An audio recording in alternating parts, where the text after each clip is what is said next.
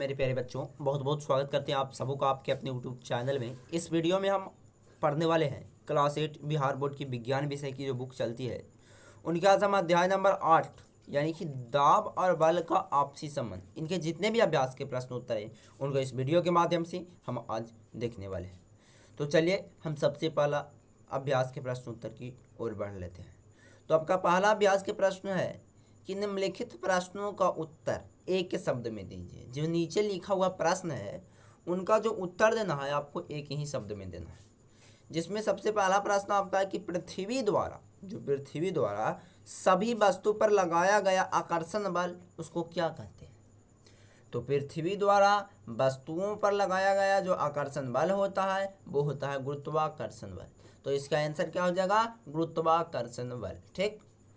दूसरा जो आपका प्रश्न है प्यारे बच्चों वो है इकाई क्षेत्रफल पर कार्य करने वाला बल क्या कहलाता है। तो जो इकाई क्षेत्रफल पर कार्य करने वाला बल होता है उसको हम लोग दाब कहते हैं। क्या कहते हैं बच्चों, प्यारे बच्चों? उसको हम दाब कहते हैं। ठीक। उसके बाद आपका तीसरा है कि तरल द्वारा ऊपरमुखी दाब क्या कहलाता है। तो जो तरल द्वारा ऊपरमुखी दाब होता है उसको हम उत्प्लावकता कहते हैं। तरल माने जब पानी में आप लोग पानी जो देखते होंगे नदी में, उनको आप गौर से समझना। उसमें जब किसी वस्तु को आप डालते हो तो ऊपर की ओर क्या करता है? दाब लगाकर उसको छहला देता है। तो किसके कारण होता है? वो उत्प्लावकता के कारण होता है। ठीक। चौथा आपका प्रश्न है कि वह बल जो वस्तु को जल में तैरते हुए रखती है, तो वही हो जाएगा उत्प्लावन बल। कौन बल? उत्प्लावन बल। पांचवा है मेरे प्यारे बच्चों कि इकाई क्षेत्रफल जो इकाई क्षेत्र है उस पर लगने वाला वायु दाब क्या कहलाता है। तो इकाई क्षेत्र पर लगने वाला वायु दाब भार कहलाता है। क्या कहलाता है प्यारे बच्चों? भार कहलाता है। यानी इसका राइट आंसर हो जाएगा भार। उसके बाद दूसरा जो आपका प्रश्न है वो है खाली स्थानों को भरिए। तो ये जो आपको भरा हुआ दिखा हुआ है ये सभी गलत है, क्योंकि हम किसी बच्चे से बुक लेकर उसका फ़ोटो ले लिए हैं तो गलत भराया हुआ है। हम आपको सही सही इसके उत्तर बताते हैं। सबसे पहला प्रश्न है कि ठोस द्वारा केवल कौन सा दिशा में दाब आरोपित किया जाता है। खाली स्थान दिया है मैंने, तो नीचे की दिशा में। किस दिशा में? नीचे की दिशा में दाब आरोपित किया जाता है। इसमें क्या भरा जाएगा? नीचे की दिशा में। दूसरा है कि वायु द्वारा आरोपित दाब का मान। जो वायु द्वारा आरोपित दाब का मान होता है वो कौन सी दिशा में होता है? तो सभी दिशा में होता है, तो इसमें सभी भरा जाएगा दूसरा में। ठीक। तीसरा है कि द्रव द्वारा आरोपित दाब दिशा में होता है। तो जो द्रव द्वारा आरोपित दाब होता है वो क्या होता है? सभी दिशा में होता है। यानी तीसरा का सभी भरा जाएगा। ठीक। चौथा है दाब की इकाई क्या होती है। तो जो दाब की इकाई होती है वो पास्कल ही होता है, तो इसमें भरा जाएगा पास्कल। पांचवा आपका प्रश्न है कि जल की गहराई में दाब का मान क्या होता है। जो जल की गहराई है उसमें दाब का मान अधिक होता है, इसमें अधिक भरा जाएगा। ठीक। इसके बाद हम तीसरा प्रश्न की ओर बढ़ लेते हैं। तीसरा प्रश्न है आपका कि निम्नलिखित प्रश्नों में सही या गलत को आपको चुनना है। पहला है कि ठोसों द्वारा दाब उसके भार के कारण होता है। ठोसों द्वारा दाब उसके भार के कारण होता है, तो ये बात सही है, बिल्कुल सही है, क्योंकि ठोस जब तक नहीं रहेगा तो दाब उसके भार के कारण नहीं होगा। दूसरा है कि द्रव में गहराई के साथ दाब का मान बढ़ता है, तो यह भी सही बात है। जैसे जैसे आप गहराई में जाओगे उसके साथ दाब का मान भी बढ़ता जाएगा। तीसरा है कि वायु में भार होता है। तो वायु में जो भार होता है, मैंने वायु में भार होता है, तो हाँ वायु में भार होता है, यह भी बात सही है। चौथा है कि क्षेत्रफल का मान घटाने पर दाब का मान घटता है, तो यह भी सत्य बात है कि जैसे जैसे आप क्षेत्रफल का मान घटाओगे वैसे वैसे दाब का मान घटता जाएगा। इसके बाद आपका जो चौथा प्रश्न है कि बल एवं दाब में क्या अंतर है। तो चलिए हम बताते हैं बल एवं दाब में क्या अंतर होता है। तो देखिए, बल वह प्रक्रम है जिसके उपयोग कर किसी भार वाली माने वजनदार वस्तु को खींचते या ढकेलते हैं। कोई वजनदार वस्तु को हम खींचते या ढकेलते हैं, इस क्रिया को हम क्या कहते हैं? बल कहते हैं। इसके विपरीत प्रति इकाई क्षेत्रफल पर लगने वाले बल को हम क्या कहते हैं, इसके जो विपरीत परिभाषा बोल रहा है दाब की, वो कह रहा है कि प्रति इकाई माने एक इकाई पर क्षेत्रफल पर जो लगने वाला बल है उसको हम क्या कहते हैं, दाब कहते हैं। ठीक। पांचवा आपका प्रश्न है कि आप पिन को नुकीला क्यों बनाते हैं। तो देखे होंगे आप लोग कि जो पिन होती है वो नुकीला क्यों रहता है। तो देखिए हम आपको रीजन इसका बताते हैं। हम पिन को नुकीला इसलिए बनाते हैं ताकि प्रति एकांक माने जो उसका इकाई एकांक है, स्थान है, क्षेत्रफल पर बल का प्रभावी मान अधिक हो जाए। इस प्रक्रिया को पूर्ण होने पर पिन चुभने में कम बल लगाना पड़ेगा। जैसे ही ज़्यादा पतला उसको कर दोगे, उसका क्षेत्रफल को घटा दोगे, तो दाब उसमें क्या करेगा, बढ़ा देगा, यानी कि दाब कम कर देगा। तो जैसे ही उसका क्षेत्रफल कम गया तो दाब भी कम हो जाएगा। तो पतला चीज़ है तो आप किसी चीज़ों में पिन को चुभाओगे तो चुभ जाएगा। ठीक।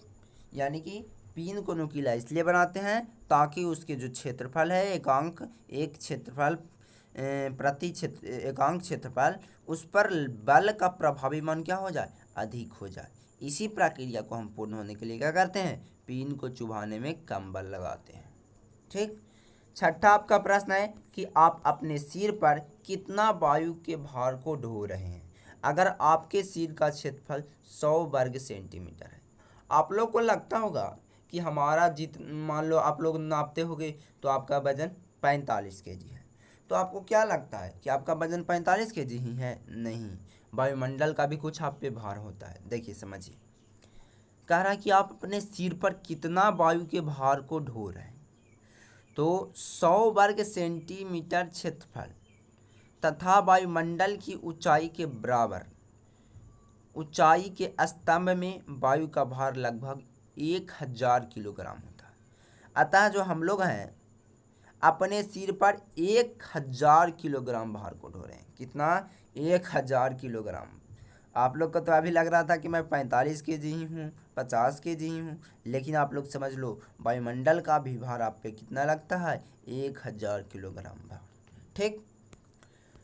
तो आपका सातवां जो प्रश्न है वो है कि पर्वतारोही को पर्वत के ऊपर चढ़ने में सांस लेने में कठिनाइयाँ का सामना क्यों करना पड़ता है।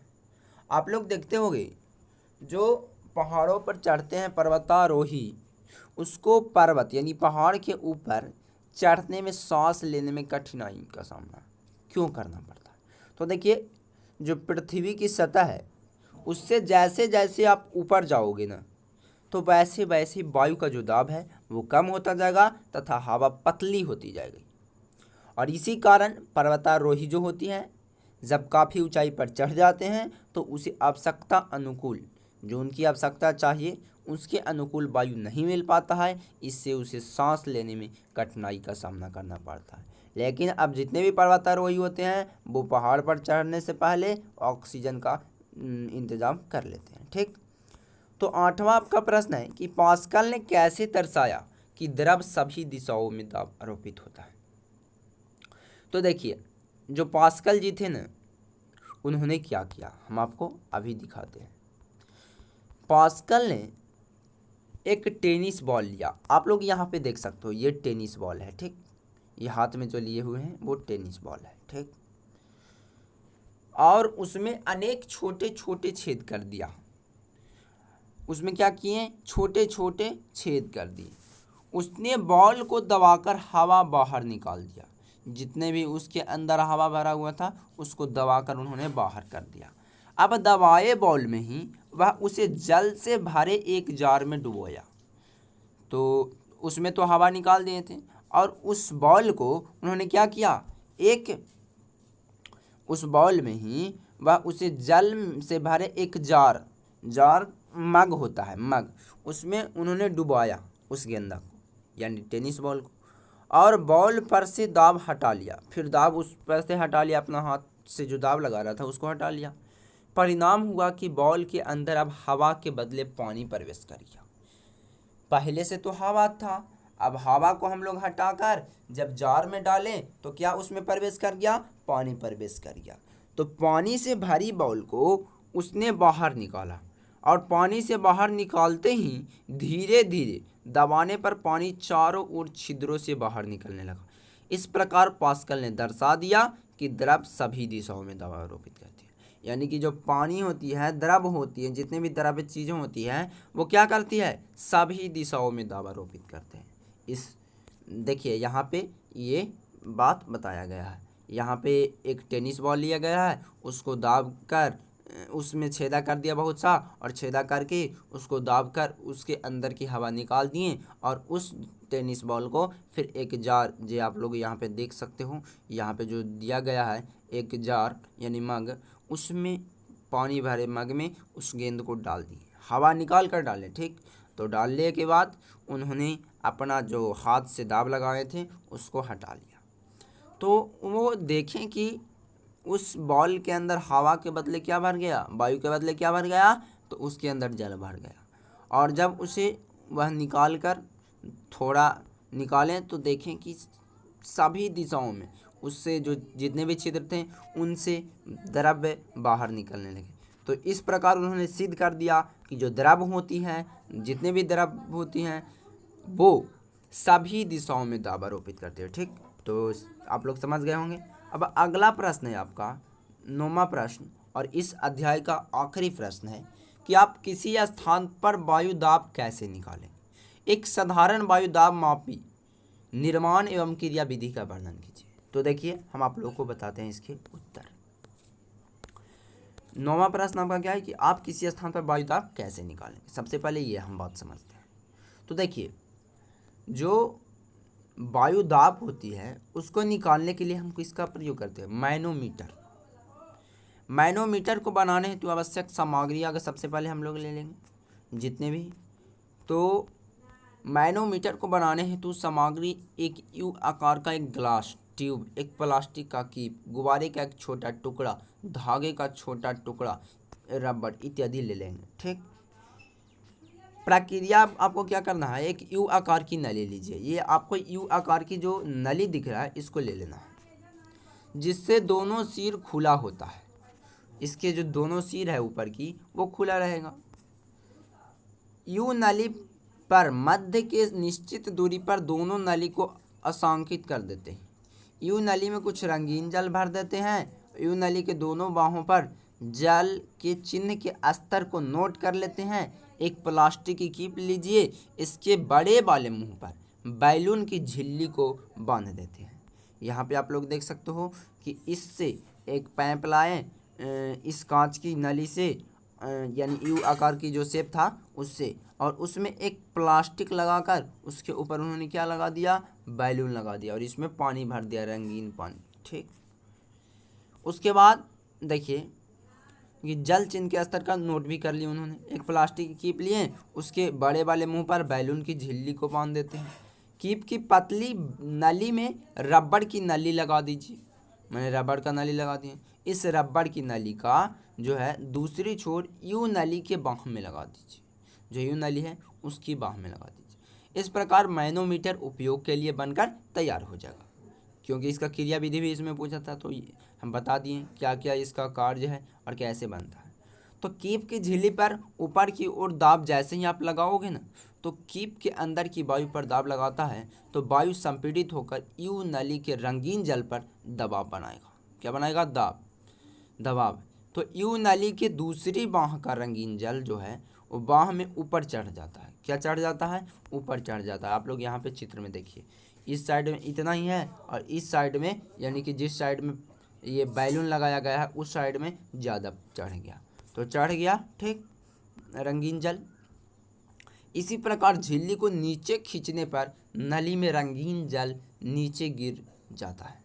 जैसे ही आप लोग इस झिल्ली को नीचे खींचोगे यानी बैलून को, तो उसमें रंगीन जो जल है वो नीचे गिर जाएगा। इस प्रकार द्रव से दाब की माप की जाती है। क्या आप जान सकते हैं कि कीप में लगी झिल्ली का कार्य क्या। तो बच्चों आपको लिखना है कहाँ तक, माप की जा सकती है तक। ठीक, इस प्रश्न का उत्तर इतना ही था। इसके बाद आपका ये चैप्टर ख़त्म होता है। तो मैं आपसे एक अनुरोध करता हूं कि आप लोग अभी तक हमारे यूट्यूब चैनल को सब्सक्राइब नहीं किए हो तो सब्सक्राइब कर लें, वीडियो को लाइक नहीं किए हो तो लाइक कर लें, क्योंकि प्यारे बच्चों हम आप लोगों के लिए जब अभ्यास के प्रश्न उत्तर ला रहे हैं तो क्या आप लोग मेरा हेल्प नहीं कर सकते हो? एक छोटा सा हेल्प, बस आपको क्या करना है, रेड वाले जो बटन है उसको दबाकर सब्सक्राइब कर लेना है और बगल में बेल आइकन को दबा देना है और वीडियो को लाइक कर देना है। Thanks for watching video. फिर मिलेंगे हम अगले वीडियो के साथ। धन्यवाद।